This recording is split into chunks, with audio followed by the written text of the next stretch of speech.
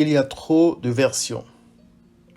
La multiplicité des versions de la Bible est souvent avancée par les incrédules comme la raison fondamentale de leur opposition à l'évangile de Christ.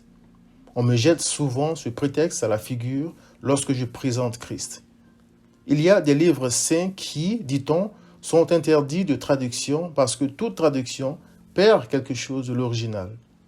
La Bible n'est donc pas fiable, me dit-on. On sait qui est derrière cette manœuvre. Il a fait brûler la Bible, massacrer des familles entières, détruit des maisons à cause de la Bible. L'argument de la multiplicité des versions n'est qu'une énième et vaine tentative pour s'opposer à la libération des âmes qu'il retient captives. Pour répondre à ces détracteurs de la Bible, j'explique souvent deux choses. D'abord, il n'y a pas une seule langue connue de l'homme que Dieu ne parle pas, même celles qui ont disparu. La Bible n'est donc pas limitée à l'araméen, l'hébreu, le latin, le grec exclusivement. Il est écrit « J'ai encore d'autres brebis qui ne sont pas de cette bergerie. Celles-là, il faut que je les amène. Elles entendront ma voix et il y aura un seul troupeau, un seul berger. » Jean 10, verset 16. Les brebis de Christ sont de toute nation, de toute tribu, de tout peuple et de toute langue. Apocalypse 7, verset 9. D'où les nombreuses traductions. Mais ce qui sauve les brebis de Christ, ce n'est pas une phrase magique qu'on doit répéter exactement dans une langue quelconque comme une incantation.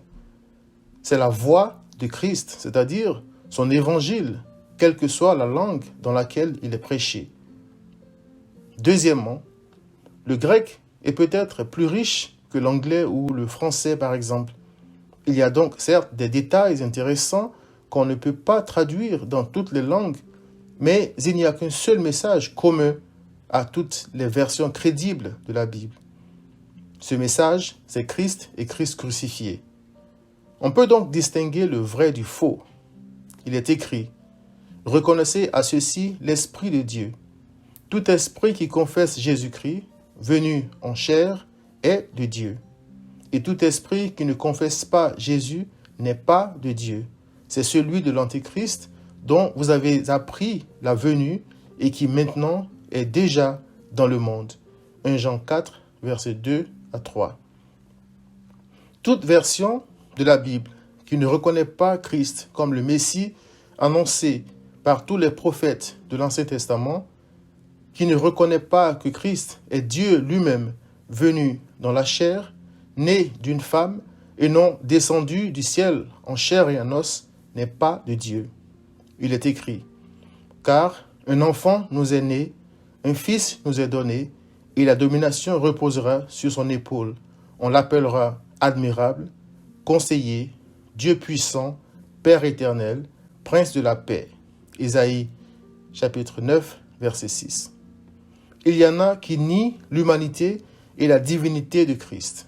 Pour eux, il est impossible que le corps humain puisse contenir Dieu, donc Christ n'est qu'une créature et non le Créateur.